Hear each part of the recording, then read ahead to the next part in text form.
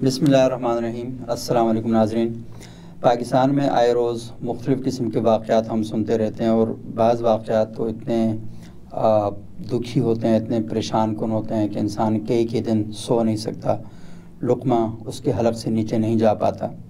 कुछ ऐसे वाक़यात पाकिस्तान में हुए, आपने सुना होगा कि यूनान में कश्ती डूब गई, इस्तांबुल में इस तरह के वाक़यात हुए और पाकिस्तानी जो यहाँ से रोज़गार के हुसूल के लिए मुल्क से बाहर गए, उनके वालिदैन ने अपनी जमा पूंजी उनके ऊपर लगा दी, माओं ने अपने ज़ेवर बेचे और वो पाकिस्तान से बाहर पहुँचे। और जब वहाँ पर पहुँचे तो पता चला किसी ने उनके साथ फ्रॉड कर दिया, किसी ने उनके साथ हाथ कर दिया। और आपको कश्ती का वाक़या याद होगा कि जिसमें 350-400 लोग डूब गए थे, उसमें पाकिस्तानियों की भी एक बहुत बड़ी तादाद थी। लोग डंकी लगा कर वहाँ पर जाते हैं और इस इशू पर इंडिया ने एक फ़िल्म भी बनाई है कि किस तरीके से लोग बड़ी मुश्किलों से वहाँ पर पहुँचते हैं। ये जुआ खेलते हैं, ज़िंदगी का बहुत बड़ा जुआ। और फिर वहाँ पर जाते हैं और ऐसी जॉब्स उनको करनी पड़ती हैं कि वो ये सोचते हैं काश हम अपने मुल्क में ही रहते और वहाँ पर ही छोटा मोटा कोई अपना काम धंधा करते तो शायद ज़िंदगी ज़्यादा खूबसूरत और आसान गुजर सकती थी। हमारे एक दोस्त हैं गुलबाज मुश्ताक एडवोकेट साहब, वकील हैं पेशे के हवाले से, तो वो तशरीफ़ लाए तो उन्होंने कुछ बातें की कि वो पाकिस्तान में कुछ बिज़नेसेस जो हैं वो लॉन्च करना चाह रहे हैं और कुछ काम उन्होंने कर भी लिए हैं और एक टीम है पूरी ये काम कर रही है सारा। तो मुझे उनका जो आइडिया है बड़ा अजीब भी लगा और बड़ा अच्छा भी लगा। तो मैंने उनसे कहा कि बजाय इसके कि आप ये आइडिया मुझे बताएं, कैमरे पर आएँ, सब लोगों को ये बात करें और इसको कामयाब कैसे करना है इसे और ये आगे कैसे बढ़ेगा और इसके अंदर जो सक्सेस है उसका रेशो कितना है। तो ये सारी बातें मैंने कहा कि आप हमारे सामने करें। तो बहुत शुक्रिया गुलबाज साहब, कैसे हैं आप? आपने मुझे जो है ये मौका फ़राहम किया है कि इस बारे में हम बात करें। ऑफ कोर्स ये बड़ी इम्पोर्टेंट बात है और जिस तरह अभी आप कह रहे थे कि इट्स वेरी मिजरेबल कि जो हमारे जो यंगस्टर हैं वो इतने ख़तरात को झेल के बाहर जाते हैं, लेकिन उसकी एक बेसिक रीज़न ये है कि पाकिस्तान के अंदर जो है वो अनएम्प्लॉयमेंट बहुत ज़्यादा है। और प्रॉब्लम ये है कि जो बंदा 50 लाख 60 लाख या कुछ लाख या 1 करोड़ इकट्ठा कर सकता है या उसके पास इतने पैसे हैं, तो वो पाकिस्तान का एनवायरनमेंट ऐसा है कि वो यहाँ बिज़नेस करते हुए डरता है। क्यों डरता है? देखिए, पाकिस्तान के अंदर 2 चीज़ें हैं। नंबर 1 तो ये बात है कि अवेयरनेस नहीं है बिज़नेस के हवाले से। हमारे यहाँ ये समझा जाता है कि अगर किसी का बिज़नेस अच्छा है, वो अच्छा चल रहा है, तो ये तुक्का लग गया। हालांकि बिज़नेस एक साइंस है। तुक्का लग गया या पिया लग गया, व्हाटएवर। मलिक रियाज साहब ने एक कीमती इरशाद फरमाया था ना कि जो फाइलें चल नहीं सकती उनके नीचे मैं पिए लगा देता हूँ, पिए लग जाते। खैर, देखिए, बिज़नेस एक साइंस है, एक आर्ट है। आप उसको उस साइंटिफिक असूलों के मुताबिक अगर करते हैं तो आप सक्सेसफुल होंगे, आपके रिस्क के चांसेस, फेलियर के चांसेस मिनिमाइज होंगे। वो कोई रॉकेट साइंस नहीं है, बिल्कुल सिंपल चीज़ है कि आपका जो बिज़नेस है पूरी दुनिया के तजर्बात के बाद ये इस्टेब्लिश हुआ है कि उसका एक कॉर्पोरेट इंफ्रास्ट्रक्चर होना चाहिए। यानी बिज़नेस स्टार्ट करने से पहले की जो रिक्वायरमेंट एक्टिविटीज़ हैं R&D की सूरत के अंदर, जब आप बिज़नेस कर रहे हैं उस वक्त जो लोगों को R&D बता दें, लोगों को इतनी ज़्यादा गहराई के साथ बात नहीं। R&D मतलब रिसर्च एंड डेवलपमेंट, कि आप एक बिज़नेस लॉन्च करने जा रहे हैं, आप उसकी एक बाकायदा रिसर्च करें कि जो मैं बिज़नेस करने जा रहा हूँ वो फॉर एग्जाम्पल एक शॉप ओपन करने जा रहे हैं, तो इस पर्टिकुलर एरिया के अंदर उसकी ज़रूरत है या नहीं है, यहाँ कितने लोग हैं, कितने सार्फिन होंगे जो एक्सपेक्टेड आपके क्लाइंट्स बन सकते हैं, and so on and so fourth. For example अभी हम लॉन्च करने जा रहे हैं अपना एक गारमेंट्स का ब्रांड। मैं आपसे एक सवाल करता हूँ, ज़रा अंदाज़ा लगाइए कि पाकिस्तान में जो लेडीज़ गारमेंट्स हैं जनवरी 2025 से लेके जून तक इस 6 मंथ्स के अंदर कितने का बिजनेस हुआ होगा? मुझे तो बिल्कुल नहीं पता। सिर्फ लेडीज़ गारमेंट में, मैं इसमें जेंट्स या किड्स वेयर जो है उनकी बात नहीं कर रहा, बिलियंस ऑफ डॉलर्स का हुआ। एक अंदाजे के मुताबिक वो 2.4 बिलियन डॉलर्स है पाकिस्तान में सिर्फ लेडीज़ गारमेंट्स में। यानी इतना बड़ा हुजम है बिजनेस का। लेकिन इसके बावजूद आप देखिए कि कोई एक नौजवान जिसके पास 1 करोड़ रुपया है वो डंकी लगाने को प्रेफर करेगा, लेकिन वो गारमेंट्स की शॉप ओपन नहीं करेगा। अब उसकी रीज़न क्या है? बात समझे, एक बात बताएं, क्यों शॉप ओपन करें? यहाँ पर आए रोज़ यहाँ पे एहतजाज होते हैं, दुकानें जला देते हैं, एहतजाजी मुजाहरे होते हैं, हड़तालें होती हैं, कभी मौलवी एहतजाज करते हैं, कभी सियासतदान एहतजाज करते हैं, वो ना हो तो बारिशें शुरू हो जाती हैं, सैलाब आ जाते हैं। मैं पागल हूँ यहाँ पे इन्वेस्ट करूँ? देखिए, जहाँ तक तो ये पॉलिटिकल एटमॉस्फेयर की बात है, ज़ाहिर है एज ए अच्छा, बिजली नहीं होती? बिजनेस एंटरप्रेन्योर हम जो इसमें आ रहे हैं, मैं उसके ऊपर थोड़ा कमेंट नहीं करूँगा, लेकिन मैं एक बात आपको कहता हूँ कि अभी ये जो रिसेंट आपने जंग जीती है, जंग जीतने के बाद ऑल ओवर द वर्ल्ड आपकी रिस्पेक्ट के अंदर इजाफा हुआ है। नहीं, जंग जीतने में लोग हमसे कपड़े खरीदने शुरू कर देंगे। नहीं, हमसे कपड़े नहीं खरीदेंगे, लेकिन हमारा ऑल ओवर द वर्ल्ड जो है एक कॉन्फिडेंस लेवल जो है वो इंक्रीज हुआ है पाकिस्तान के रिस्पेक्ट की सूरत में, और पाकिस्तान के अंदर बिजनेस जो है वो आ रहा है। जिस अच्छा, जंग के बाद आना शुरू हुआ? देखें, हालात वाक़यात तो ऐसे हुए हैं, पाकिस्तानी बड़ी अच्छी डिप्लोमेसी रही है, इसमें तो कोई शक की बात नहीं है। हम देख रहे हैं कि कितनी जगहों के ऊपर पाकिस्तान के बड़े अच्छे एग्रीमेंट्स हुए हैं। तो बट वी आर व्यूइंग कि आने वाले दिनों के अंदर पाकिस्तान के हालात बेहतर होने जा रहे हैं। सर, बेहतर नहीं भी होने जा रहे। हम एज ए पाकिस्तानी अपनी ऑब्लिगेशन समझते हैं कि हम जो कंट्रीब्यूशन कर सकते हैं वो करें। इसी वजह से हम ये जो प्रोजेक्ट लॉन्च करने जा रहे हैं, आप देखेंगे कि आने वाले 2 से 3 साल में हम इंशाल्लाह ताला पाकिस्तान के अंदर, पाकिस्तान की मईशत के अंदर। अच्छा, मुझे एक बात बताएं गुलबाज साहब, आपने कहा कि आप एक प्रोजेक्ट लॉन्च करने जा रहे हैं।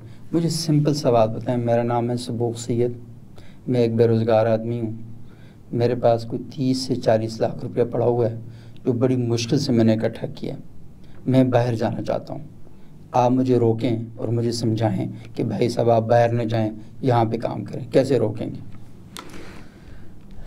सबूक साहब, ऐसा ना करें, बाहर ना जाएं, आप हमारे पास आएँ, हमारी एडवाइस के ऊपर चले।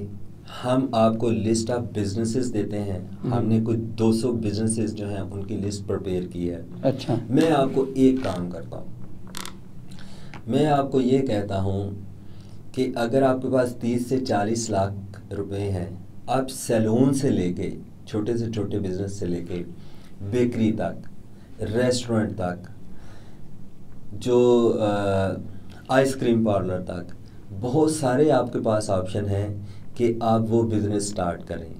लेकिन उसकी शर्त ये है कि उन साइंटिफिक असूलों के ऊपर वो बिज़नेस करें जो रिक्वायर्ड है बिज़नेस के लिए। तो साइंटिफिक असूल आप बताएंगे? हम एडवाइस करेंगे, हम आपको ट्रेन करेंगे। जिस तरह मैंने आपको कहा, हम आपको अपना कॉर्पोरेट इंफ्रास्ट्रक्चर जो है वो प्रोवाइड करेंगे।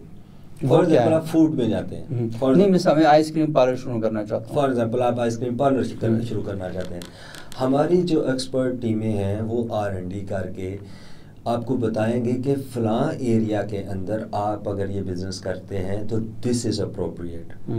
फिर रेगुलेटरी अफेयर्स हैं जहाँ पर आपको मुख्तलिफ डिपार्टमेंट्स जो हैं उनसे उसकी जो परमिशंस हैं वो लेनी पड़ती हैं। आपको क्वालिटी इंश्योरेंस जो गवर्नमेंट के लाइसेंसेस हैं वो ऑब्टेन करने पड़ते हैं। हम आपको उसमें हेल्प आउट करेंगे। उस जो आप एक आउटलेट ओपन करने जा रहे हैं उसमें ओपन करेंगे, फिर मैं आपको उसमें आपको हेल्प आउट करेंगे। फिर लास्टली मैं आपको ये बात बताता हूँ कि मैंने जिस तरह आपको बताया कि हम अपने बिजनेसेस भी लॉन्च करने जा रहे हैं। ऑफ द कैमरा मैं भी आपको बता रहा था, हम ना सिर्फ ये कि एडवाइजरी, कंसल्टेंसी और ट्रेनिंग कर रहे हैं, बल्कि हमारी BSF तकरीबन 200 क्या मतलब? Big success family private limited 200 plus businesses launch करेंगे। हम अपनी अरबों की इन्वेस्टमेंट से वो लॉन्च करेंगे। आप उसकी कोई फ्रेंचाइज, आप उसकी जो फ्रेंचाइज है वो फ्रेंचाइजी बन सकते हैं, जहां पर आपको एक कंप्लीट सेटअप मिल जाएगा और पीछे करोड़ों की एडवर्टीजमेंट और पूरा एक स्ट्रॉन्ग कॉर्पोरेट इंफ्रास्ट्रक्चर। जैसे आपके चैन आपका है तो हम आगे एक शॉप खोल दें, मतलब आपने लाहौर में फैक्ट्री लगाई है, हम आपका जो आउटलेट है वो फ्रेंचाइज जो है वो इस्लामाबाद में खोल दें। मुझे सवाल की समझ नहीं है, ज़रा दोबारा। मैं कह रहा हूँ कि आप ये कह रहे हैं कि आप एक बिज़नेस, आप 4 काम कर रहे हैं। आप कंसल्टेंसी फ्राहम कर रहे हैं, एडवाइजरी फ्राहम कर रहे हैं, आप R&D कर रहे हैं और आप अपना बिज़नेस भी लॉन्च कर रहे हैं। यस।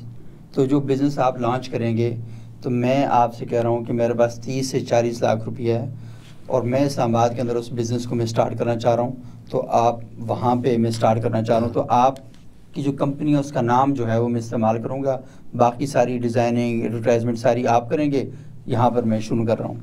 देखिए, अगर आप हमारे फ्रेंचाइजी बनते हैं, हम आपके लिए क्या करेंगे, जितनी सारी ये फ़ोन सुनना,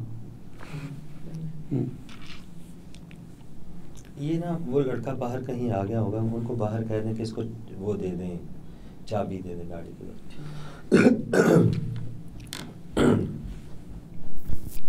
अच्छा हाँ ठीक। देखिए, अगर आप हमारे फ्रेंचाइजी बनते हैं, नंबर 1 हम आपको ट्रेन करेंगे सही उस बिजनेस के हवाले से। ठीक है। नंबर 2 आपको सारी ट्रेन करने के कितने पैसे लेंगे? देखिए, अगर आप हमारे फ्रेंचाइजी बन रहे हैं तो आपसे हम अपनी फ्रेंचाइज फी लेंगे। अच्छा, बस कितनी? हम गारमेंट ब्रांड्स जो है वो लॉन्च करने जा रहे हैं, उसकी हमने डिसाइड की है ओनली 5 लाख रुपया। अच्छा, इस तरह जो डिफरेंट बिजनेसेस लॉन्च करेंगे with the passage of time, हम उसकी जो फ्रेंचाइज फ़ी है वो डिसाइड करते जाएंगे। सही। बट मैं आपको ये बात बताऊं कि इन बिजनेसेस के अंदर जो हम अपनी प्रॉफिट रेशियो रखेंगे या जो फ्रेंचाइज फ़ी लेंगे वो हम उतनी लेंगे जिससे हम अपने कॉरपोरेट ऑपरेशंस जो हैं वो रन कर सकें। सही। हम ये फ्रेंचाइज ऑफर करना स्टार्ट इस वजह से कर रहे हैं कि पाकिस्तान के अंदर फ्रेंचाइज ऑफर करने का रिवाज नहीं है। आप देखें, $2.4 बिलियन का बिजनेस है लेडीज गारमेंट में, और प्रीमियम ब्रांड कितने आप उंगलियों पे गिन सकते हैं। आप उनके पास चले जाएं कि हमें फ्रेंचाइज दे दें, नंबर 1 तो आपको फ्रेंचाइज नहीं देंगे, और जो फ्रेंचाइज ऑफर करते हैं वो करोड़ों रुपया फ्रेंचाइज फी लेते हैं, और करोड़ों रुपया फ्रेंचाइज फी लेने के बाद वो प्रॉफिट शेयरिंग में एक रेशो लेते हैं। हम 5 लाख रुपया ले रहे हैं अपने फैशन ब्रांड की, जो कि प्रीमियम क्वालिटी का होगा, जो कि इनके साथ कम्पिटिटिव प्राइस का होगा, जिसके पीछे हम करोड़ों की एडवर्टीजमेंट करेंगे, जिसके पीछे हम करोड़ों की एडवर्टीजमेंट करेंगे, और जो यंग मैन उस ब्रांड की फ्रेंचाइज लेगा वो सिर्फ 5 लाख रुपया पे करेगा फ्रेंचाइज फी की माध्यम में, और हम उससे मंथली प्रॉफिट में रेशियो जो है वो वो हमारे साथ शेयर नहीं करेगा। तो हमारा बस सिर्फ 5 लाख रुपया आपको देगा और कहानी ख़त्म। 5 लाख रुपया देगा, प्लस उसके जो बिजनेस के ऊपर एक्सपेंस होंगे वो खुद करेगा। सही। This is how it will work. हम इसको कोई कॉम्प्लिकेट नहीं बना रहे, कोई हिडन चार्जेस, कोई एडवर्टीजमेंट की बात में पैसे, नो नथिंग, बिकॉज। अच्छा, मुझे बताएं कि आपका जो अपना इदारा है क्या ये रजिस्टर्ड है? यस। किसके पास? हाँ, हमारी जो BSF है ये बेसिकली एक रजिस्टर्ड कंपनी है SACP के साथ। अच्छा, इसके अलावा securities and exchange commission of Pakistan के साथ। इसके अलावा जितने हम अपने ब्रांड्स लॉन्च करेंगे वो सारे SACP के साथ एज ए कंपनी जो है वो रजिस्टर होंगे। मैं आपको बताऊं, अच्छा, हर ब्रांड लॉन्च होगा तो वो SACP के साथ रजिस्टर होगा। ऑफ कोर्स वो सारी रेगुलेटरी जो रिक्वायरमेंट्स हैं वो फुलफिल होंगी। अच्छा गुलबाज साहब, मुझे एक बात बताया ना, मैं पहले वो कंप्लीट करूं। सही। फॉर एग्जाम्पल हमारा लिसा सेलो ब्रांड है, लिसा सेलो भी एक कंपनी के तौर के ऊपर SACP में रजिस्टर्ड है। हमने इसके ट्रेडमार्क्स जो है वो फाइल किए हैं। ये करता क्या है लिसा सेलो? लिसा सेलो हमारा गारमेंट्स ब्रांड है। अच्छा अच्छा, हाँ सही, शायद मैंने पहले मेंशन नहीं किया। लिसा सेलो हमारा गारमेंट्स ब्रांड है जो हम अनक्रीम लॉन्च करने जा रहे हैं, ये ख़वातीन के कपड़ों का। इसके अलावा मेडिसन कंपनी है वो SACP के साथ रजिस्टर्ड है, जो कि फार्मेसी की जो चेन्स हम ओपन करने जा रहे हैं वो है। अब यहाँ पे सिर्फ SACP की रिक्वायरमेंट नहीं है, यहाँ पे लाइसेंसिंग, यस, लाइसेंसिंग रिक्वायरमेंट्स हैं। आपने फार्मेसी ड्रग रेगुलेटरी अथॉरिटी, ड्रैप है, और इस तरह हेल्थ डिपार्टमेंट है। हर डिस्ट्रिक्ट के अंदर आपको उसकी जो रेगुलेटरी रजिस्ट्रेशंस हैं वो करवानी है। तो हम जो नौजवान हमारे पास आएगा अगर वो अपने नाम से अपना बिजनेस करना चाहता है, सो बिस्मिल्लाह, हम उसको कंसल्टेंसी देंगे, एडवाइजरी देंगे, ट्रेनिंग देंगे। अगर हमारी जो लिस्ट ऑफ बिजनेसेस है उसमें वो पार्टिसिपेट करना चाहता है फ्रेंचाइज की सूरत के अंदर, अच्छा अब इसमें नेक्स्ट लेवल ये है कि वो उसके पास इतने पैसे हैं कि वो हमारी फ्रेंचाइज नहीं ले सकता, लेकिन वो कॉम्पिटेंट है, उसके पास पैसे थोड़े हैं, हम उसकी फ्रेंचाइज में 50% जो है वो इन्वेस्ट कर देंगे, सही, जिनको बाद में वो आहिस्ता आहिस्ता अपने प्रॉपर्टी में से रिटर्न कर देगा एंड लेटर ऑन वो फुली उसका मालिक बन जाएगा। उसकी वजह सिंपल है, देखें मैं आपको मजे की बात बताता हूँ, हम प्रॉफिट होल्डिंग नहीं करना चाह रहे। हमारे जो चेयरमैन हैं चौधरी सज्जाद हुसैन साहब, 5 मुल्कों में उनका बिजनेस है, ऑलरेडी वो उस फैमिली से ताल्लुक़ रखते हैं जिनका बिजनेस में एक्सपीरियंस 3 नस्लों के ऊपर है, और पाकिस्तान की हिस्ट्री के अंदर they are very legendary family और उनका बड़ा कंट्रीब्यूशन है। तो अगर आजकल फॉर एग्जांपल अभी रिसेंटली मेरी उनसे बात हो रही थी तो ही वाज टेलिंग कि वो को ब्रांडिंग कर रहे हैं जर्मनी के अंदर मुख्तलिफ कंपनियों के साथ, तो किसी पाकिस्तानी ओरिजिन की पर्सन के लिए ये बड़ी एक ऑनर की बात है। खैर हमारा पर्पस जो है वो पाकिस्तान के अंदर एक कॉज है, हम आने वाले सालों में 1 लाख जॉब जो है वो क्रिएट करना चाह रहे हैं। इसके अलावा हम ये चाह रहे हैं कि तो आप इसके साथ एक तहरीक इंसाफ भी बना रहे हैं, 1 लाख जॉब आप क्रिएट करने चाह रहे हैं? नहीं, हम सियासत में नहीं आना अच्छा, चाह रहे। हम सियासत को मैंने कहा बाद में आप सियासत में आ जाएं तो पहले मैंने पूछा। हम सियासत में नहीं आना चाह रहे, हम सिंपली ये करना चाह रहे हैं कि हम कंट्रीब्यूट करें टुवर्ड्स दिस कंट्री, इसकी मईशत की तरफ। मैं देख रहा था एक स्टडी कि पाकिस्तान में 2023 में 22% अनएम्प्लॉयमेंट थी, अब 2025 के अंदर वो कम होके तकरीबन 8% रह गई है। लेकिन इसका मतलब ये नहीं हुआ कि वो एम्प्लॉयड हो गए। अभी क्या बात कर रहे हैं, मेरे दाएं बच्चे बेरोजगार, मेरे बाएं बच्चे बेरोजगार, आप कह रहे हैं कि एम्प्लॉयमेंट हो गई? वो अनएम्प्लॉयमेंट इस वजह से कम हुई है, जो बाकी अनएम्प्लॉयड लोग थे वो डंकी लगा के बाहर चले गए।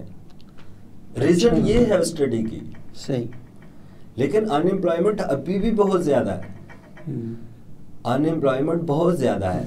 अच्छा, अनएम्प्लॉयमेंट बहुत ज्यादा है लेकिन प्रोफेशनलिज्म कम है। अच्छा, ये देखें ना, ये बड़ी इंपॉर्टेंट बात कि लोगों के पास असल में जो बुनियादी मसला है कि उनके पास डिग्रियां बहुत हैं।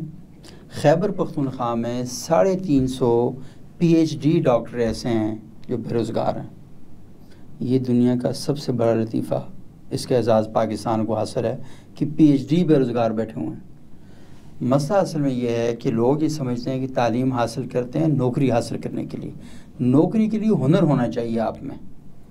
तालीम असल में आप एकेडमिकली या कोई सोचने समझने का, दानिशोरी का काम है, इस तरह के जो काम है उसके लिए ज़रूरी है। लॉ करना है, जर्नलिज्म करनी है, इसके लिए तालीम ज़रूरी है।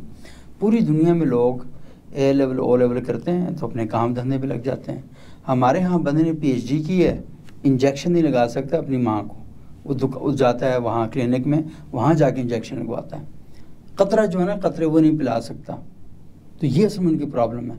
तो बेसिकली इस मुल्क में बच्चे धड़ाधड़ पैदा होते जा रहे हैं, लेकिन उन बच्चों को कोई स्किल नहीं सिखाई जा रही, और पैसा भी शायद वो कुछ ना कुछ क्रिएट कर रहे हैं। कहीं से ज़मीनें बेचें, घर बेचे, घर किराए पे लगे हुए हैं, कुछ छोटे मोटे काम किए, पैसे वो इकट्ठे कर लेते हैं। लेकिन वो ये समझते हैं कि पाकिस्तान के अंदर जो काम वो बाहर जाके कर सकते हैं ना, वो इस मुल्क में नहीं कर सकते, क्योंकि इस मुल्क में जब तक वाइट कॉलर जॉब जो है ना वो आपको नहीं मिलती तब तक मज़ा नहीं आता। तो बाहर जाके वो सारे काम करते हैं। मैंने भी अपनी आंखों से देखे हैं, आपने भी अपनी आंखों से देखे होंगे, लेकिन यहाँ पर वो करने के लिए तैयार नहीं। मुझे तो एक और चीज़ भी लगती है कि इस मुल्क का पूरा जो एक माशरती स्ट्रक्चर है ना, उसे तब्दील करने की बड़ी ज़रूरत है। मुझे बताएं, आप अभी कह रहे थे कि आप सैलून खोलें।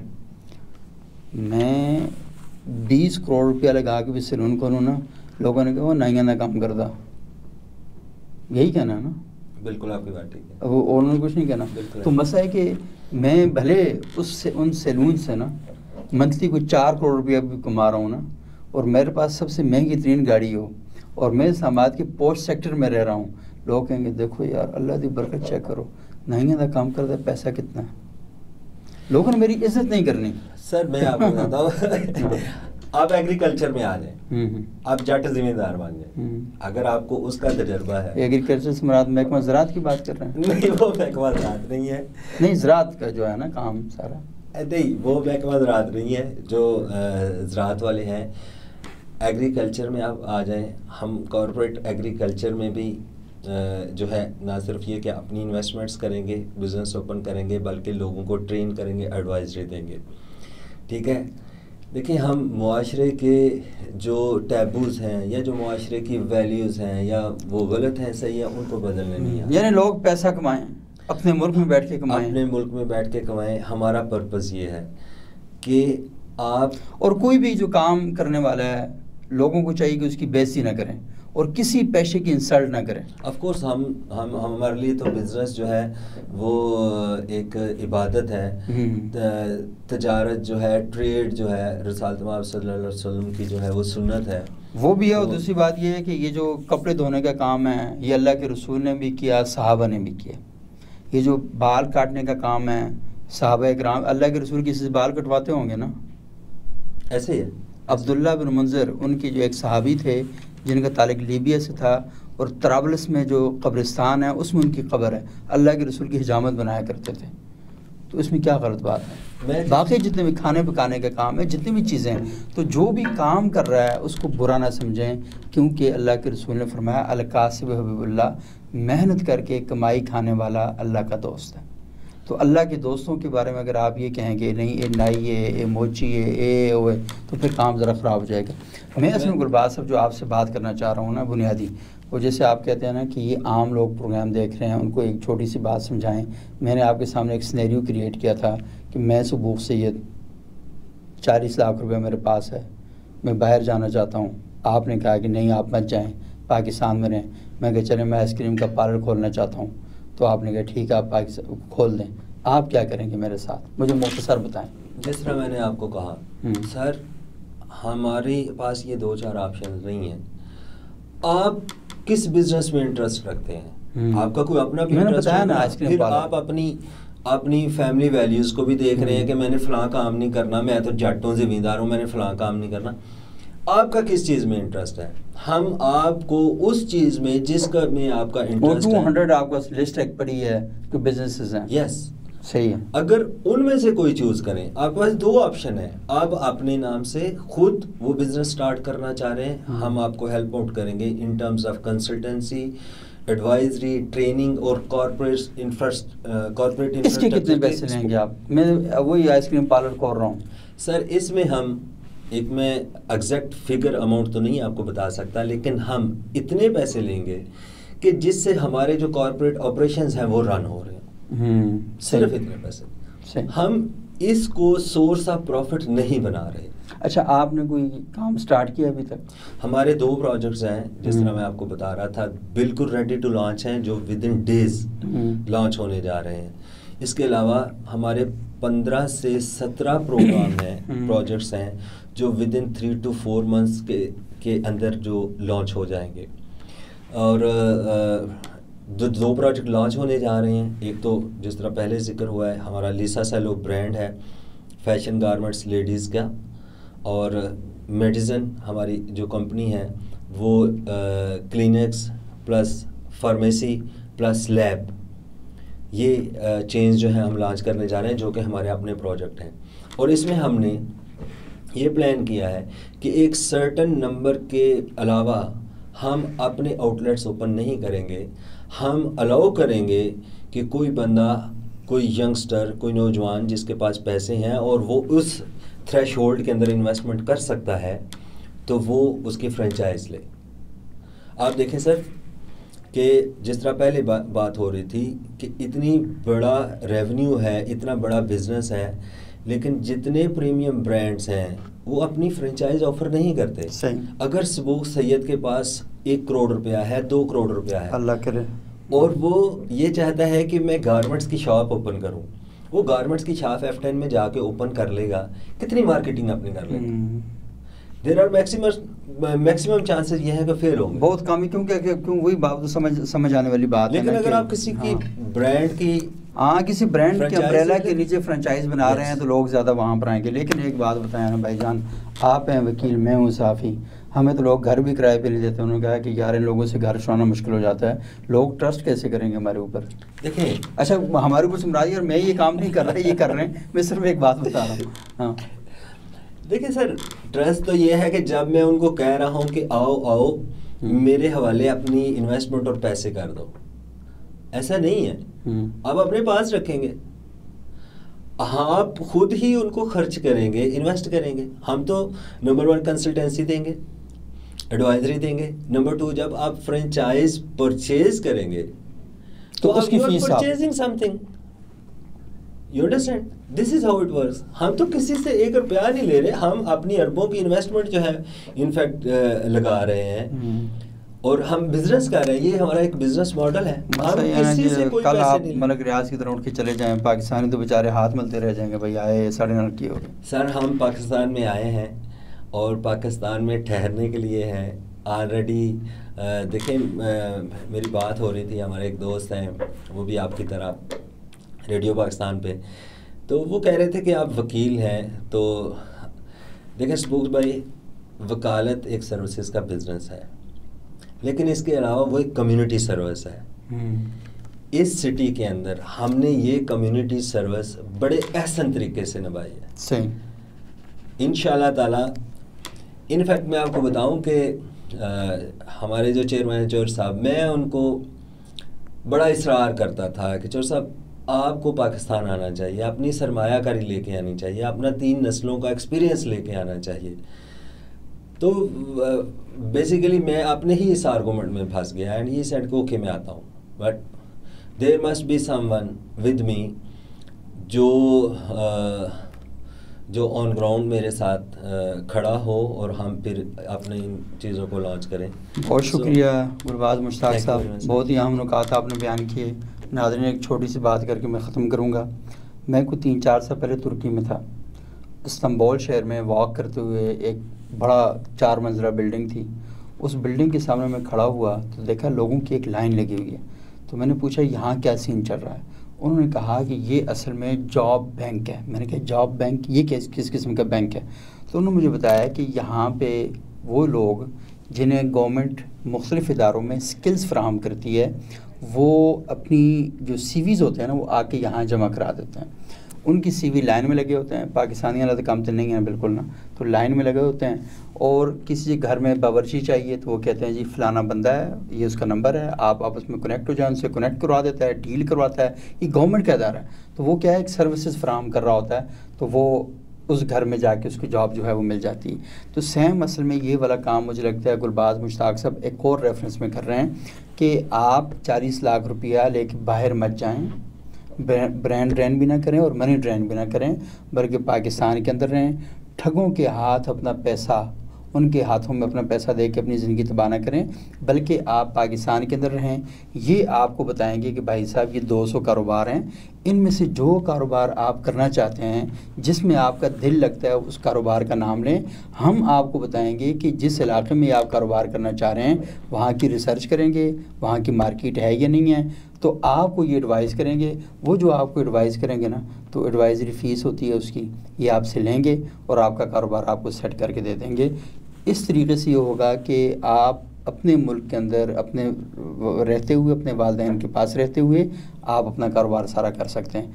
ये वकील हैं, ये अच्छे आदमी ने पैसे लेकर नसन के नहीं, ये तो हमें यकीन दिला रहे हैं, लेकिन एक साफ़ी गलत लोग यकीन भी नहीं करते आजकल।